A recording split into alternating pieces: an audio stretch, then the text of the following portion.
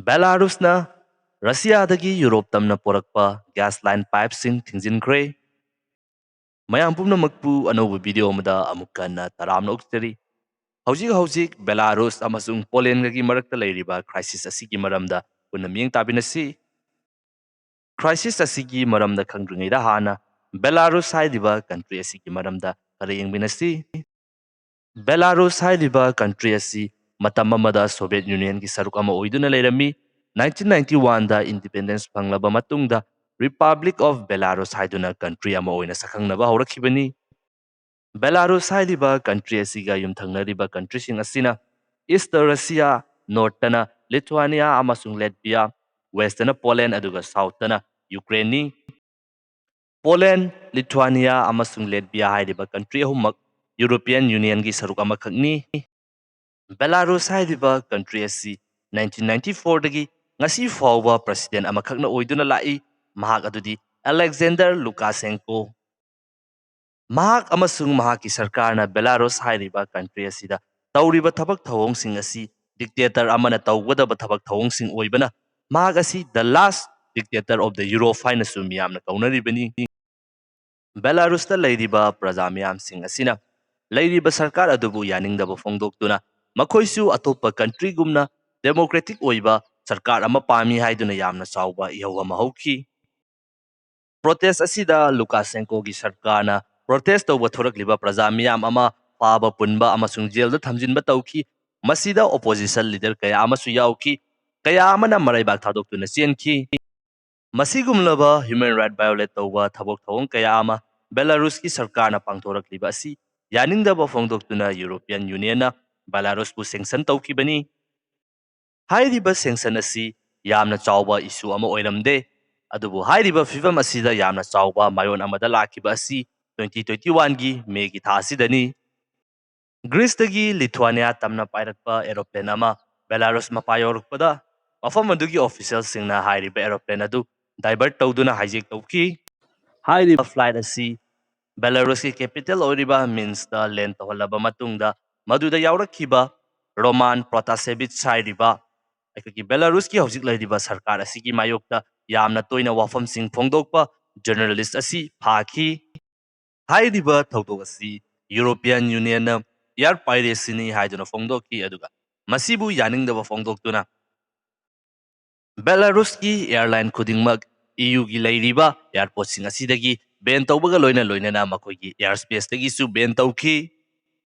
Masiga loina Belarus dagi EU gi country singda export tawramba commodity singsu mafung fana ben tawki aduga European Union gi leiriba country sing asina Belarus da tawramba investment khudingmak su ben tawsinki. Hojik leiriba Belarus ki sarkar asina matam kharagi mamangda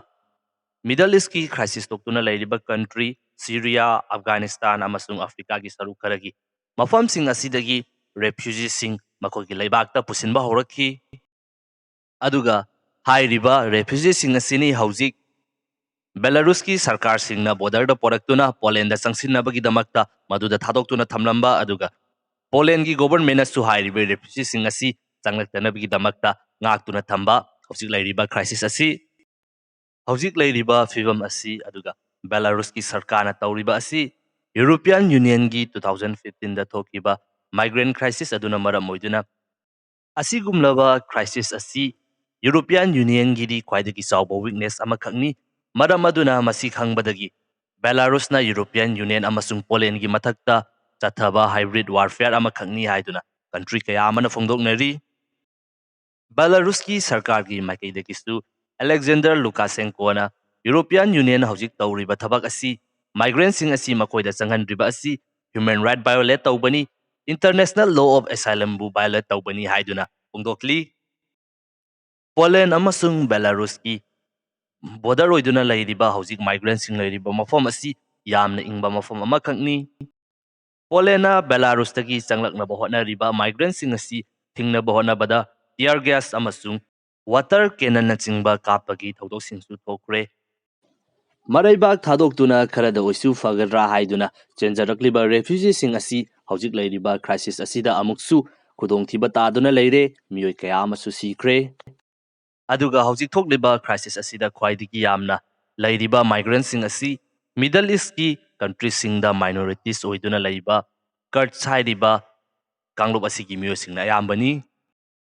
ꯑꯗꯨꯒ European ꯌꯨꯅꯤꯌꯟꯒꯤ country ꯑꯌꯥꯝꯕꯁꯤꯡ ꯑꯁꯤ ꯃꯈꯣꯏꯅ ꯁꯤꯖꯤꯟꯅꯔꯤꯕ gas ꯑꯃꯁꯨꯡ petroleum ꯄ꯭ꯔꯗꯛꯁꯤꯡ ꯑꯁꯤ ꯔꯁꯤꯌꯥꯗꯒꯤ gas line ꯄꯥꯏꯞꯀꯤ ꯃꯇꯦꯡ ꯂꯧꯗꯨꯅ ꯃꯈꯣꯏꯗ ꯏꯝꯄꯣꯔꯠ ꯇꯧꯔꯤꯕꯅꯤ꯫ ꯍꯥꯏꯔꯤꯕ ꯄꯥꯏꯞꯂꯥꯏꯟ ꯑꯁꯤ ꯔꯁꯤꯌꯥꯗꯒꯤ ꯕꯦꯂꯥꯔꯨꯁ ꯐꯥꯎꯔꯕ ꯃꯇꯨꯡꯗ ꯌꯨꯔꯣꯄꯤꯌꯟ ꯌꯨꯅꯤꯌꯟꯒꯤ ꯀꯟꯇ꯭ꯔꯤꯁꯤꯡ ꯑꯁꯤꯗ ꯌꯧꯔꯛꯄꯅꯤ꯫ ꯃꯁꯤꯒꯤ ꯈꯨꯗꯣꯡꯆꯥꯕ ꯂꯧꯗꯨꯅ ꯕꯦꯂꯥꯔꯨꯁꯀꯤ ꯁꯔꯀꯥꯔꯅ ꯃꯥꯏꯒ꯭ꯔꯦꯟꯠꯁꯤꯡ ꯑꯁꯤ ꯀꯔꯤꯒꯨꯝꯕ ꯂꯧꯁꯤꯟꯗꯕ ꯇꯥꯔꯒꯗꯤ ꯒ꯭ꯌꯥꯁ ꯄꯥꯏꯞꯂꯥꯏꯟ ꯑꯁꯤ ꯀꯛꯊꯠꯀꯅꯤ ꯍꯥꯏꯗꯨꯅ ꯑꯗꯨꯃꯛ ꯍꯥꯏꯗꯨꯅ ꯂꯥꯛꯄꯅꯤ꯫ ꯍꯟꯗꯛꯀꯤ ꯅꯕꯦꯝꯕꯔꯒꯤ ꯗꯦꯠ 16 ꯍꯥꯏꯔꯤꯕ ꯅꯨꯃꯤꯠ ꯑꯁꯤꯗ ꯂꯨꯀꯥꯁꯦꯟꯀꯣ ꯑꯃꯁꯨꯡ ꯖꯔꯃꯟꯒꯤ ꯆꯥꯟꯁꯦꯂꯔ ꯑꯦꯟꯖꯦꯂꯥ ꯃꯔꯀꯦꯜꯒ ꯀꯣꯜꯗ ꯌꯥꯝꯅ ꯀꯨꯏꯅ ꯋꯥꯔꯤ ꯁꯥꯈꯤꯕꯅꯤ꯫ ꯍꯧꯖꯤꯛ ꯂꯩꯔꯤꯕ ꯀ꯭ꯔꯥꯏꯁꯤꯁ ꯑꯁꯤꯒꯤ ꯁꯣꯂꯨꯁꯟ ꯑꯃ ꯄꯨꯔꯛꯄ ꯌꯥꯏ ꯍꯥꯏꯗꯨꯅ ꯌꯥꯝꯅ ꯀꯟꯅ ꯄꯥꯅꯔꯝꯕꯅꯤ꯫ ꯑꯗꯨꯕꯨ ꯃꯁꯤꯒꯤ ꯃꯇꯨꯡꯗ ꯍꯧꯖꯤꯛ ꯂꯩꯔꯤꯕ ꯕꯦꯂꯥꯔꯨꯁꯀꯤ ꯒꯣꯚꯔꯟꯃꯦꯟꯠ ꯑꯁꯤꯅ ꯌꯨꯔꯣꯄꯤꯌꯟ ꯌꯨꯅꯤꯌꯟ ꯇꯝꯅ ꯄꯨꯔꯛꯄ ꯒ꯭ꯌꯥꯁ ꯂꯥꯏꯟ ꯄꯥꯏꯞ ꯕꯦꯟ ꯇꯧꯁꯤꯟꯈ꯭ꯔꯦ꯫ ꯕꯦꯂꯥꯔꯨꯁꯀꯤ ꯃꯥꯏꯀꯩꯗꯒꯤ ꯍꯥꯏꯔꯤꯕ ꯄꯥꯏꯞꯂꯥꯏꯟ ꯑꯁꯤ ꯕꯦꯟ ꯇꯧꯁꯤꯜꯂꯤꯕ ꯑꯁꯤ ꯃꯦꯟꯇꯦꯅꯦꯟꯁꯀꯤ ꯑꯣꯏꯕ ꯊꯕꯛ ꯊꯧꯑꯣꯡꯁꯤꯡꯒꯤꯅꯤ, ꯑꯗꯨꯒ ꯍꯥꯏꯔꯤꯕ ꯑꯁꯤ ꯅꯨꯃꯤꯠ ꯍꯨꯝꯅꯤꯒꯤꯅꯤ ꯍꯥꯏꯅ ꯐꯣꯡꯗꯣꯛꯈꯤ꯫ ꯍꯧꯖꯤꯛ ꯑꯁꯤ ꯋꯤꯟꯇꯔ ꯁꯤꯖꯟ ꯂꯥꯛꯄ ꯏꯪꯁꯤꯜꯂꯛꯄ ꯑꯁꯤꯅ ꯃꯔꯝ ꯑꯣꯏꯗꯨꯅ ꯀꯟꯇ꯭ꯔꯤꯁꯤꯡ ꯑꯁꯤꯗ ꯈ꯭ꯋꯥꯏꯗꯒꯤ ꯌꯥꯝꯅ ꯒ꯭ꯌꯥꯁ ꯑꯃꯁꯨꯡ ꯑꯣꯏꯜꯒꯤ ꯃꯊꯧ ꯇꯥꯕ ꯃꯇꯝꯅꯤ꯫ ꯂꯩꯔꯤꯕ ꯀ꯭ꯔꯥꯏꯁꯤꯁ ꯑꯁꯤ ꯅꯣꯡꯃ ꯅꯣꯡꯃꯒꯤ ꯑꯗꯨꯃꯛ ꯂꯨꯁꯤꯟꯕ ꯑꯃꯁꯨꯡ ꯆꯥꯎꯊꯣꯛꯄ ꯍꯦꯟꯒꯠꯂꯛꯂꯤ ꯍꯥꯏꯕꯁꯤ ꯑꯩꯈꯣꯏ ꯄꯨꯝꯅꯃꯛꯅ ꯑꯗꯨꯃꯛ ꯎꯕ ꯐꯪꯂꯦ꯫ ꯔꯁꯤꯌꯥꯒꯤ ꯃꯥꯏꯀꯩꯗꯒꯤꯁꯨ ꯄꯣꯂꯦꯟꯒꯤ ꯒꯣꯚꯔꯟꯃꯦꯟꯠꯅ ꯃꯥꯏꯒ꯭ꯔꯦꯟꯠꯁꯤꯡ ꯑꯁꯤꯒꯤ ꯃꯊꯛꯇ ꯇꯤꯌꯔ ꯒ꯭ꯌꯥꯁꯅꯆꯤꯡꯕ ꯀꯥꯞꯁꯤꯟꯕ ꯑꯁꯤ ꯌꯥꯅꯤꯡꯗꯕ ꯐꯣꯡꯗꯣꯛꯂꯤ꯫ ꯌꯨꯔꯣꯄꯤꯌꯟ ꯌꯨꯅꯤꯌꯟꯒꯤ ꯀꯟꯇ꯭ꯔꯤꯁꯤꯡꯅ ꯍꯧꯖꯤꯛ ꯂꯩꯔꯤꯕ ꯀ꯭ꯔꯥꯏꯁꯤꯁ ꯑꯁꯤꯗ ꯔꯁꯤꯌꯥꯒꯤꯁꯨ ꯌꯥꯝꯅ ꯆꯥꯎꯕ ꯈꯨꯠ ꯌꯥꯎꯔꯤ ꯍꯥꯏꯗꯨꯅ ꯐꯣꯡꯗꯣꯛꯅꯔꯤ꯫ ꯍꯧꯖꯤꯛ ꯂꯩꯔꯤꯕ ꯄꯥꯏꯞꯂꯥꯏꯟ ꯑꯁꯤ ꯅꯠꯇꯕ ꯑꯇꯣꯞꯄ ꯄꯥꯏꯞꯂꯥꯏꯟ ꯑꯃ ꯌꯨꯔꯣꯄꯤꯌꯟ ꯌꯨꯅꯤꯌꯟꯗ ꯄꯨꯅꯕꯒꯤꯗꯃꯛꯇ ꯇꯧꯕ ꯑꯗꯨꯗ ꯌꯨꯔꯣꯄꯤꯌꯟ ꯌꯨꯅꯤꯌꯟꯒꯤ ꯀꯟꯇ꯭ꯔꯤꯁꯤꯡꯅ ꯌꯥꯗ꯭ꯔꯤꯕ ꯑꯗꯨ ꯌꯥꯍꯟꯅꯕꯒꯤꯗꯃꯛꯇ ꯍꯥꯏꯔꯤꯕ ꯊꯧꯗꯣꯛ ꯑꯁꯤ ꯊꯣꯛꯍꯜꯂꯤꯕꯅꯤ ꯍꯥꯏꯅ ꯐꯣꯡꯗꯣꯛꯅꯕꯁꯨ ꯌꯥꯎꯔꯤ꯫ ꯌꯨꯔꯣꯄꯤꯌꯟ ꯌꯨꯅꯤꯌꯟꯅ ꯕꯦꯂꯥꯔꯨꯁ ꯑꯁꯤ ꯁꯦꯡꯁꯟ ꯇꯧꯗꯨꯅ ꯏꯀꯣꯅꯣꯃꯤꯀꯦꯜꯂꯤ ꯑꯣꯏꯅ ꯑꯥꯏꯁꯣꯂꯦꯠ ꯇꯧꯗꯨꯅ ꯊꯝꯕ ꯃꯇꯝꯗ ꯔꯁꯤꯌꯥꯅꯁꯨ ꯃꯇꯦꯡ ꯄꯥꯡꯉꯤ ꯍꯥꯏꯕ ꯋꯥꯐꯝ ꯑꯁꯤꯁꯨ ꯐꯣꯡꯗꯣꯛꯂꯤ꯫ ꯑꯗꯨꯕꯨ ꯍꯥꯏꯔꯤꯕ ꯋꯥꯐꯝ ꯑꯁꯤꯗꯤ ꯔꯁꯤꯌꯥꯅꯗꯤ ꯇꯧꯈꯤꯕ ꯂꯩꯇꯦ ꯍꯥꯏꯗꯨꯅ ꯑꯦꯛꯁꯦꯞ ꯇꯧꯗ꯭ꯔꯤ꯫ ꯍꯧꯖꯤꯛ ꯑꯁꯤ ꯀ꯭ꯔꯥꯏꯁꯤꯁ ꯑꯁꯤꯒ ꯃꯔꯤ ꯂꯩꯅꯔꯤꯕ ꯀꯟꯇ꯭ꯔꯤꯁꯤꯡ ꯑꯁꯤ ꯃꯥꯒꯤ ꯉꯝꯖꯕ ꯊꯕꯛ ꯊꯧꯑꯣꯡ ꯀꯌꯥ ꯑꯃ ꯂꯧꯈꯠꯅꯔꯤ꯫ ꯄꯣꯂꯦꯟꯒꯤ ꯃꯥꯏꯀꯩꯗꯒꯤ ꯍꯧꯖꯤꯛ ꯂꯩꯔꯤꯕ ꯀ꯭ꯔꯥꯏꯁꯤꯁ ꯑꯁꯤ ꯑꯊꯨꯕ ꯃꯇꯝꯗ ꯂꯣꯏꯁꯤꯟꯒꯗꯕ ꯃꯥꯟꯗꯦ, ꯑꯗꯨꯒ ꯀꯔꯤꯒꯨꯝꯕ ꯃꯊꯧ ꯇꯥꯔꯛꯄ ꯇꯥꯔꯒꯗꯤ ꯀꯟꯇ꯭ꯔꯤ ꯑꯅꯤꯁꯤꯒꯤ ꯃꯔꯛꯇ ꯂꯩꯔꯤꯕ ꯕꯣꯔꯗꯔ ꯑꯁꯤꯗ ꯌꯥꯝꯅ ꯆꯥꯎꯕ ꯋꯥꯜ ꯑꯃ ꯈꯥꯒꯠꯄ ꯌꯥꯕꯒꯤ ꯑꯣꯏꯊꯣꯛꯄ ꯑꯗꯨꯁꯨ ꯂꯩ ꯍꯥꯏꯅ ꯐꯣꯡꯗꯣꯛꯂꯤ꯫ ꯑꯗꯨꯒ ꯄꯣꯂꯦꯟ ꯍꯥꯏꯔꯤꯕ ꯀꯟꯇ꯭ꯔꯤ ꯑꯁꯤꯁꯨ ꯌꯨꯔꯣꯄꯤꯌꯟ ꯌꯨꯅꯤꯌꯟꯒꯤ ꯁꯔꯨꯛ ꯑꯃ ꯑꯣꯏꯖꯕ ꯇꯥꯔꯒꯁꯨ ꯌꯨꯔꯣꯄꯤꯌꯟ ꯌꯨꯅꯤꯌꯟꯒ ꯃꯈꯣꯏꯒꯁꯤ ꯌꯥꯝꯅ ꯍꯦꯟꯅ ꯐꯕ ꯃꯔꯤ ꯂꯩꯇꯕꯅꯤ꯫ ꯑꯗꯨꯕꯨ ꯍꯟꯗꯛꯀꯤ ꯃꯇꯥꯡ ꯑꯁꯤꯗꯗꯤ ꯃꯥꯏꯒ꯭ꯔꯦꯟꯠ ꯀ꯭ꯔꯥꯏꯁꯤꯁ ꯑꯗꯨ ꯑꯃꯨꯛꯀ ꯍꯟꯅ ꯊꯣꯔꯛꯇꯅꯕꯒꯤꯗꯃꯛꯇ ꯄꯣꯂꯦꯟꯒꯤ ꯃꯥꯏꯀꯩꯗ ꯌꯨꯔꯣꯄꯤꯌꯟ ꯌꯨꯅꯤꯌꯟꯅ ꯌꯥꯝꯅ ꯐꯣꯡꯅ ꯂꯦꯞꯂꯤ꯫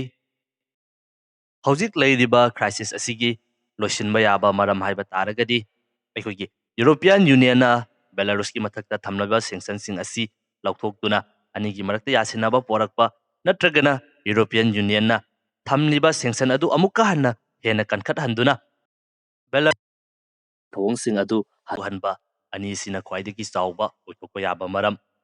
ꯍꯧꯖꯤꯛ ꯐꯥꯎꯕꯒꯤ ꯑꯣꯏꯅꯗꯤ ꯂꯩꯔꯤ꯫ ꯉꯁꯤꯒꯤ ꯑꯣꯏꯅꯗꯤ ꯃꯇꯥꯡ ꯑꯁꯤꯗ ꯂꯣꯏꯁꯤꯟꯖꯔꯒꯦ꯫ ꯑꯅꯧꯕ ꯚꯤꯗꯤꯑꯣ ꯑꯃꯗ ꯑꯃꯨꯛꯀ ꯍꯟꯅ ꯊꯦꯡꯅꯔꯁꯤ꯫